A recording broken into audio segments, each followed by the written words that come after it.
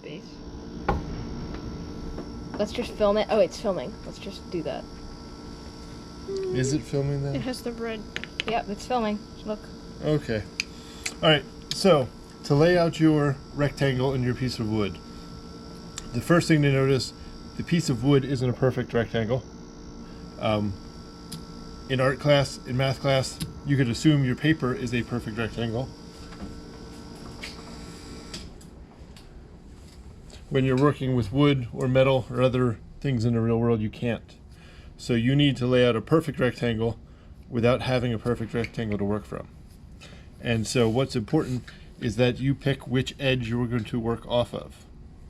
You want to pick an edge that goes parallel to the grain of the wood, and you want to pick a longer edge if you can. So I'm going to reference off of that edge. When you read the directions, it's going to tell you that you want to lay out a 2-inch by 3-inch rectangle. So on here, I want to find two measurements 3 inches apart. So I'm going to put my tape measure across, parallel to that line.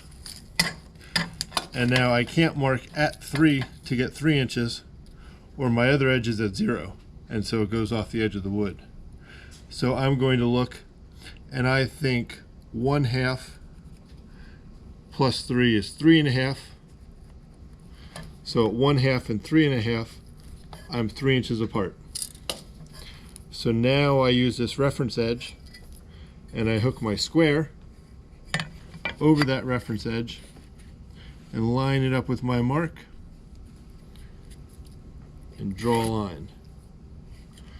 And then same reference edge, again, line it up, and I would pinch it this way to keep it nice and square and straight. And I draw the line. Now I have two lines that are 3 inches apart and parallel to each other.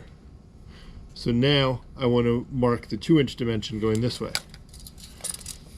So I'm going to use my reference face, and I want them 2 inches apart, so it looks like mine will fit nicely at 1 inch plus 2 is 3 inches.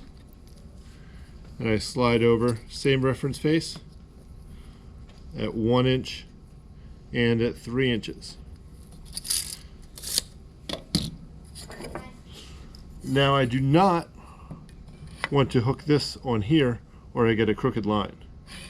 I just want to connect my dots straight across from the two marks and straight across through the two marks. So now I have a perfect rectangle on a not perfect piece of wood. And so those are where I'm going to drill my 4 holes in the next step. So the last thing you want to do before you start drilling is you want to use the hammer and the punch. And you want to give yourself a little dent at each corner. That will make it easier to align your drill. So that's all it takes. You're not trying to make your hole with the punch, so don't, because that's going to be way too deep and not really be what you want.